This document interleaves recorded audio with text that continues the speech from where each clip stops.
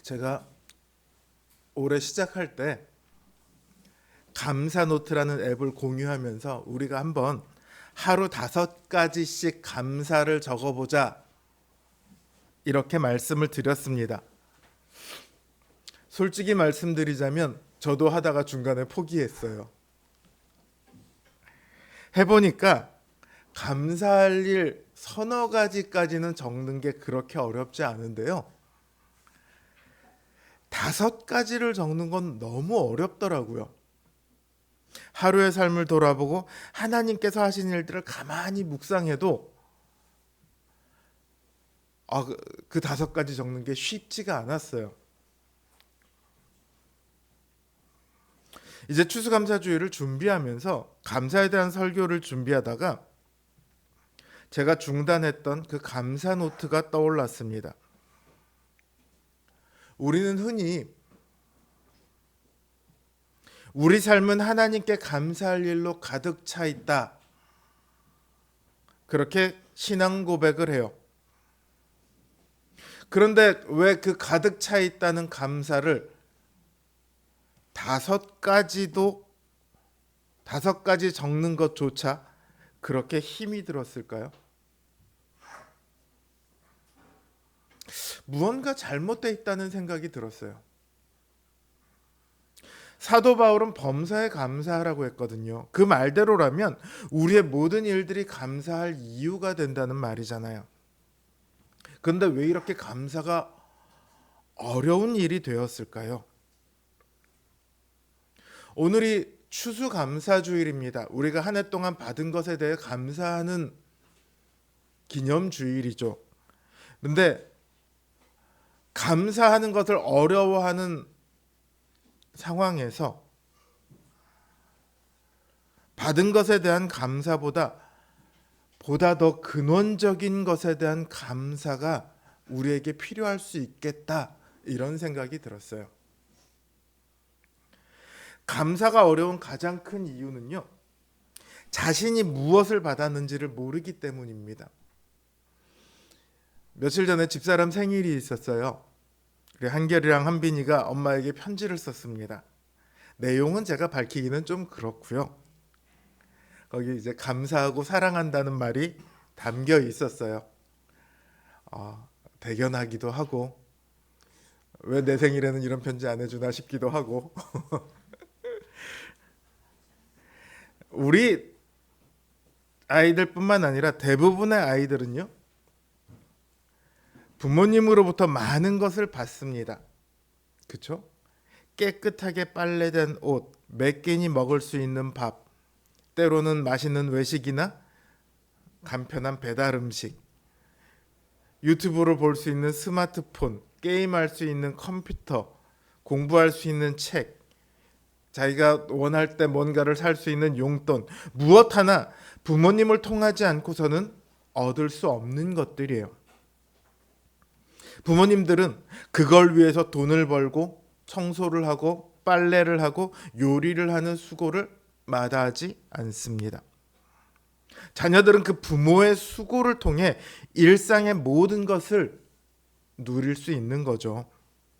근데 어떤 아이들은요, 부모에 대해 감사할 줄 모릅니다. 자신들이 받은 것을 당연하게 여기면 그렇더라고요. 부모라면 이건 당연히 해줘야 되는 거지 라는 생각을 가지면요, 감사하지 않습니다. 오히려 이건 왜 안 줘? 더 많은 것을 주지 않는 것을 원망만 할 뿐이죠. 자신들이 받은 모든 것이 당연한 것이 아니라 사실은 부모의 사랑이고 부모의 수고고 부모의 땀과 노력이 들어있는 것이란 사실을 모르기 때문이에요. 자신이 정작 받아놓고도 뭘 받았는지를 모르는 거예요. 뭘 받았는지를 모르니까 감사할 줄도 모르죠.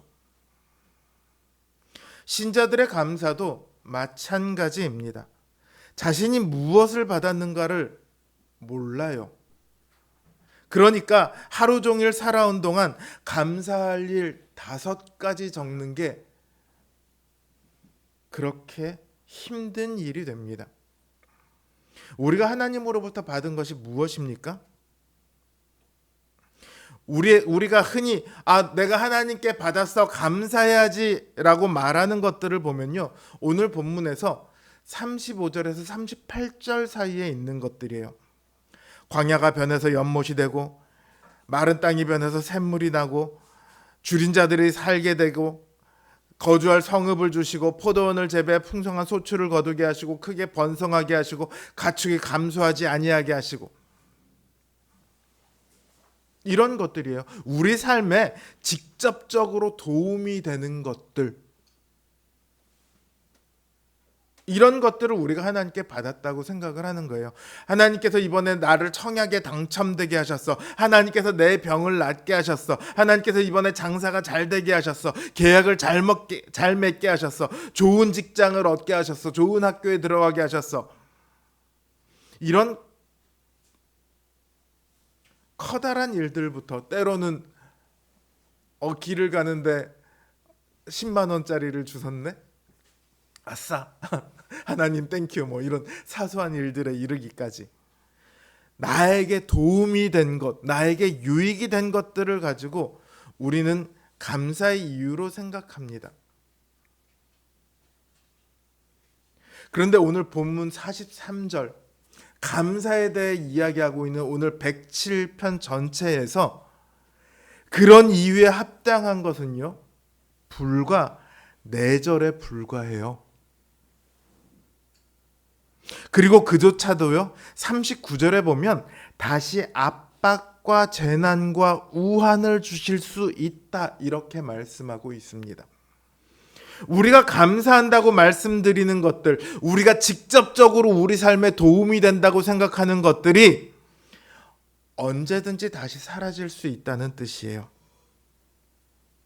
그러니까 우리가 뭐에 대해서 감사하고 있냐면 진짜 크고 중요한 것들이 아니라 작고 사소하고 언제라도 없어질 수 있는 것들을 붙들고 하나님께 감사하다고 말씀드리는 거죠. 그것도 감사드려야 하는 것은 맞습니다만, 그것만 갖고 감사의 이유를 삼으면요, 그게 사라질 때, 혹은 그걸 당연하게 여기게 될 때 감사도 사라지게 되죠. 정말로 우리가 보아야 할 것들, 우리가 하나님께 받은 것들을 우리는 봐야 합니다. 오늘 본문은요, 우리가 진정으로 보고 감사해야 할 그 이유들에 대해서 말하고 있습니다. 무엇보다 우리가 하나님께 감사해야 할 이유는요, 하나님께서 우리에게 소망을 주셨어요. 그 소망은 우리가 거하게 될 영원한 성읍입니다. 히브리서에 나오는 수많은 믿음의 위인들이 보고 믿고 인내했던 바로 그 영원한 성읍을 우리에게 허락하셨습니다. 그 성읍은 우리에게 사실은 허락된 것이 아닙니다. 우리가 들어갈 수 있는 곳이 아니에요. 원래의 우리라면 그저 사방을 헤매고 다니며 방황할 수밖에 없는 운명입니다. 그리고 그 길이 너무도 고통스러워서 신음하고 비명을 질러도 그 상황을 벗어날 수 없어요. 그게 원래 우리의 운명입니다. 사도 바울은요, 만약 우리에게 부활의 소망이 없다면, 즉 이 영원한 성읍의 소망이 없다면 우리의 삶은 다 헛된 것이다, 이렇게 말을 해요. 소망이 없는 사람들은요, 그저 이 땅의 것들을 바라고 그것을 위해 살아갈 뿐입니다. 그러나 이 땅의 것들은 언젠가 없어져. 내가 먼저 없어지든지 그것들이 없어지든지 둘 중에 하나는 하여튼 없어지게 되어 있어요. 그러니까 없어질 것들을 소중히 여기고 그걸 가지려 애쓰는 삶이 얼마나 허무합니까? 여러분, 사막에서 길을 잃고 모든 짐, 사막 폭풍을 만나서 모든 짐을 다 잃어버렸습니다. 이 사람에게 제일 중요한 게 뭘까요? 방향이 제일 중요하겠죠. 어디로 가야 할지. 또 중요한 게 뭘까요? 물이 중요합니다. 그쵸? 근데 사막에 뭐가 있어요? 오아시스도 있는데 또 오아시스를 가장한 뭐가 있어요? 신기루가 있죠. 저 앞에 오아시스가 보여서 열심히 막 뛰어갔는데 막상 가보니 오아시스가 없고 거기는 그냥 모래사막이었다면 얼마나 허무할까요? 우리의 인생이 그렇다고요. 맛있는 거 좋죠. 편한 집 좋죠. 보기 좋고 신나는 여행 좋아요. 그러나 언젠가는 먹을 수도 편안함을 누릴 수도 없게 될 거예요. 더 이상 신나지도 않게 될 거예요. 그게 인간의 운명입니다. 그러나 하나님께서는 우리에게 영원한 성읍, 사라지지 않고 무너지지 않고 없어지지 않을 하나님 나라의 소망을 주셨어요. 이제 우리의 인생은 허무한 것들을 붙들고 쫓아가는 인생이 아니라 새로운 의미로 가득하게 되었습니다.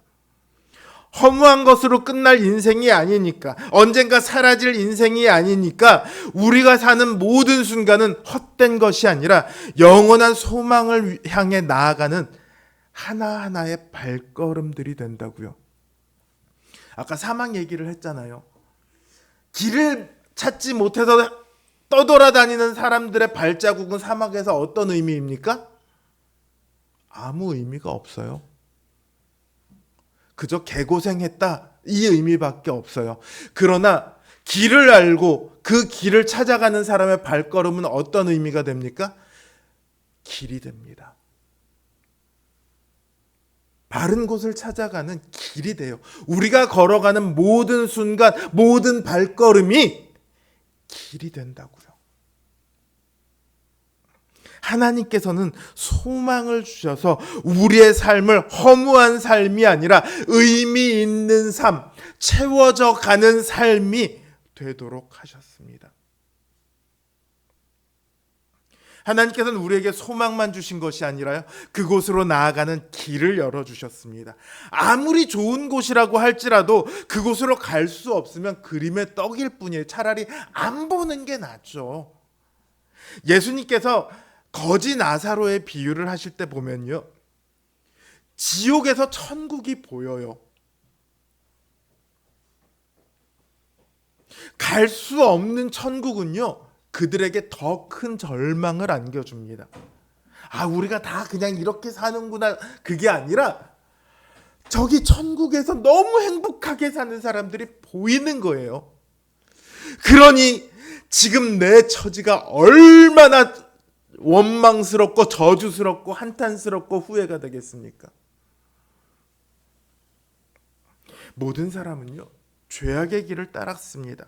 그래서 어느 한 사람 예외 없이 흑암과 사망의 그늘에 앉아 곤고하고 쇠사슬에 매여 풀려날 수 없는 인생이에요. 천국을 보여준다고 해도 그곳으로 갈 능력이 없다고요. 그러나 하나님께서는 그 사람의 부르짖음을 들으셨고 그 고통 가운데 구원의 길을 열어주셨습니다. 그 길을 통해서 죄인이며 영원히 고통받고 멸망 가운데 신음해야 할 사람들이 구원받을 수 있게 되었어요. 그러나 이 길은요, 21절에서 말씀하시는 것처럼 여호와의 인자하심으로 주어진 길이에요. 우리가 어떤 일을 한 대가로 주어진 것이 아닙니다. 오히려 대가는 하나님께서 치르셨죠. 하나님의 아들을 우리를 대신해서 죽도록 내어주셔서 우리로 그 죄악의 형벌에서 벗어나게 하셨죠. 우리에게는 그야말로 기적이에요. 우리는 이걸 알아야만 합니다. 우리에게 그 기적을 행하시기 위해서 하나님께서 너무도 값비싼 대가를 치르셨다고요. 하나님께서 치르신 대가를 보면 우리에게 주신 구원의 가치가 얼마나 크고 놀라운 것인가를 알 수 있어요. 여러분들 명품이라고 하는 것이요, 전부 다 디자인이 다 보면 우와 너무 아름답다 이렇지는 않아요. 그렇죠? 어떤 명품은 저건 도대체 뭐야 싶은, 저거 돈 주고도 안 사겠네 이러다가 가격표를 딱 보는 순간 우와 이거 겁나 비싼 거네, 와 이거 좋은 거네, 이렇게 된다고요. 대가를 보면 가치를 알 수 있어요. 그러니 우리에게 구원의 길을 주시기 위해 아들을 내어주신 하나님과 그 길이 되시기 위해 기꺼이 이 땅에 인간의 모습으로 오셔서 고난받으시고 죽으신 그 예수님께서 치르신 대가가 얼마나 큽니까? 우리가 받은 구원의 가치가 얼마나 큽니까? 그걸 우리가 받았는데 어떻게 감사하지 않을 수 있겠습니까? 이처럼 하나님께서는 우리에게 구원의 소망을 주시고 그 구원으로 나아올 수 있는 길을 주셨어요. 그러나 여전히 우리에게는 문제가 있습니다. 우리 자신에게서 비롯되는 문제가 있어요. 아무리 좋은 소망을 주시고 좋은 길을 주셨다고 할지라도 우리에게는 그 길을 끝까지 갈 능력이 없어요. 간단히 얘기해 볼까요? 대부분의 학생들은요, 어느 대학이 제일 좋아? 서울대학교가 제일 좋습니다. 서울대학교 가려면 어떻게 해야 돼요? 열심히 공부해야 합니다. 그러나 모두가 다 서울대를 가기 위해 열심히 공부하지는 않죠. 그게 제일 좋은 것이라는 것도 알고 그 제일 좋은 것에 갈 수 있는 방법도 알아요. 그런데 그렇게 하지는 않아요. 공부하는 게 힘들어서, 노는 게 좋아서, 뭐 여러 가지 이유로 적당히 타협합니다. 저는 이게 인간의 본성에 가장 가깝다고 생각합니다. 신자들의 모습을 보세요. 분명 구원을 받았고 새 사람이 되었다고 하지만 시련이 닥쳐오거나 유혹이 닥쳐오면요, 여지없이 흔들립니다. 마치 주님이 잡히시기 전에 저는 절대로 주님을 부인하지 않겠어요 라고 장담해놓고 3번이나 주님을 부인했던 베드로처럼 아무리 다짐하고 다짐해도 그때가 지나고 막상 상황이 닥치면 그 믿음이 이리저리 흔들린다고요. 히브리서가, 요한계시록이 그래서 쓰여진 편지 아닙니까?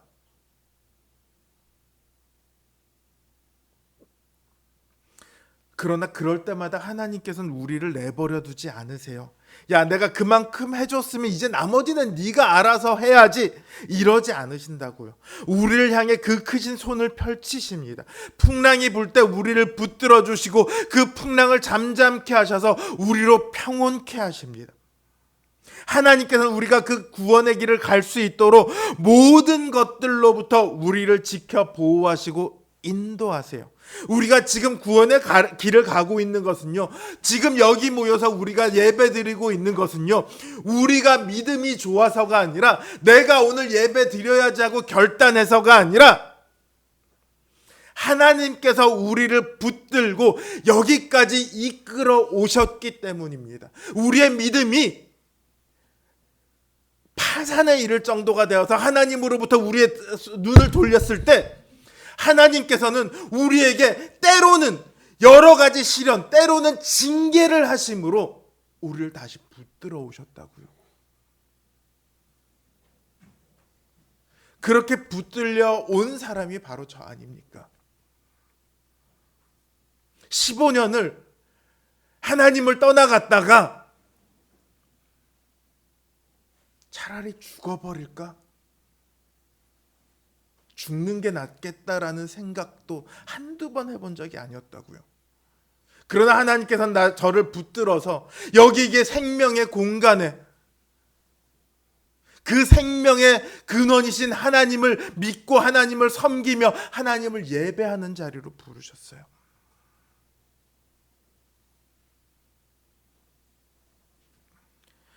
하나님께서는요, 이후로도 우리가 하나님 나라에 이르기까지 우리를 붙드시고 인도하시는 그 손을 결코 놓지 않으세요. 이처럼 하나님께서 우리에게 소망을 주셨고 길을 마련해 주셨고 그 길을 갈 수 있도록 인도하셨어요. 이걸 한마디로 말하면 하나님께서 우리에게 주신 약속, 언약입니다. 하나님께서는 우리에게 주신 그 언약을 반드시 이루세요. 지금 현실을 보면 하나님께서 언약을 이루지 않으시는 것처럼 보일 수 있습니다. 하나님을 믿지 않는 사람이 더 잘되고 형통한 것을 주변에서 아주 흔히 볼 수 있어요. 교회 안에서도요, 믿음이 좋고 헌신하는 사람보다 그렇지 않은 사람이 더 복을 받는 것처럼 느껴질 때도 있습니다. 교회 안에서 얌전히 가만히 조용히 순종하며 예배를 드리고 교회를 헌신하는 사람들은 별로 안 드러나요. 어떤 사람들이 주로 드러나냐면 별로 하는 거는 없는데 큰 소리 막 내고 다니는 사람들이 주로 교회 안에서 드러나요. 그 사람들이 교회를 좌지우지하는 것처럼 보여요. 그 어떤 때는. 그래서 그걸 보면서 상처받는 사람도 많죠. 그러나 아까 본문 33절에서 43절에서 말씀하고 있는 것을 잘 보세요. 아까 우리가 흔히 감사히 이루라고 말하는 것들, 우리에게 직접적으로 도움이 되는 것들이 35절에서 38절에서 있다고 제가 말씀드렸잖아요. 그런데 이것들이 지금 누구에게 있다고 성경이 말하고 있냐면 악인들에게 있다고 말해요. 악인들에게 이게 우리가 바라는 좋은 것들이 많이 주어질 수 있다는 거죠. 그러나 39절부터의 말씀은 어떻습니까? 그들이 이 땅에서 38절까지 그들이 이 땅에서 형통하게 보일 수 있지만 39절 다시 압박과 재난과 우환을 통해 그들의 수를 줄이시며 그들을 낮춘다고 말씀하십니다. 그들은 결국 죄인의 고통 가운데서 벗어나지 못하고 영원한 멸망에 처해지게 될 것입니다. 그러나 하나님을 따르는 사람은 그렇지가 않죠. 그들은 하나님께서 약속하신 모든 복을 받게 됩니다. 지금 당장 우리에게 어려움이 있고 괴로움이 있을지라도 우리는 하나님께서 이루시는 언약 가운데 있습니다. 이거야말로 우리의 모든 감사의 출발점이고 감사의 이유입니다. 이걸 알면 우리의 감사의 내용이 달라져요. 오늘 하나님께서 무엇을 주셨는지를 애써 찾지 않아도 되더라고요. 오늘 하루를 마치고 하나님 앞에 내가 여전히 설 수 있는 것도 감사의 이유예요. 오늘 하루 내가 죄 지을 일이 수도 없이 많았었는데 그 중에 몇 번이라도 내가 죄를 덜 지었다면 그것도 감사의 이유죠.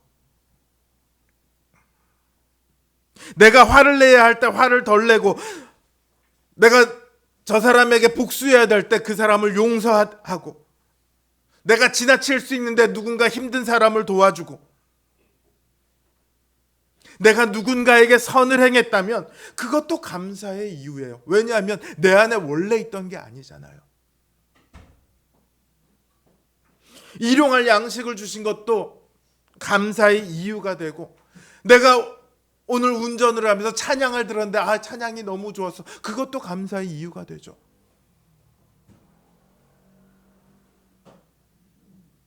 저녁 기도회를 할 수 있는 것도 감사의 이유가 되고 유튜브를 보면서 누군가의 설교를 듣고 그렇지 깨달음을 얻는 것도 감사의 이유가 되고 일하기 싫은데 억지로 출근을 해야 할 회사가 있는 것도 감사의 이유가 되고 매일매일 반복되는 지겨운 설거지 빨래를 해야 할 가정이 있는 것도 감사의 이유가 되죠. 그야말로 범사, 즉 평범한 일이건 아니건 익숙한 일이건 아니건 반복된 일이건 아니건 당장 좋아 보이는 일이건 아니건 간에 모든 것이 다 감사의 이유가 된다고요. 하나님께서 우리를 인도하시는 손길이 그 모든 것에 다 있으니까요.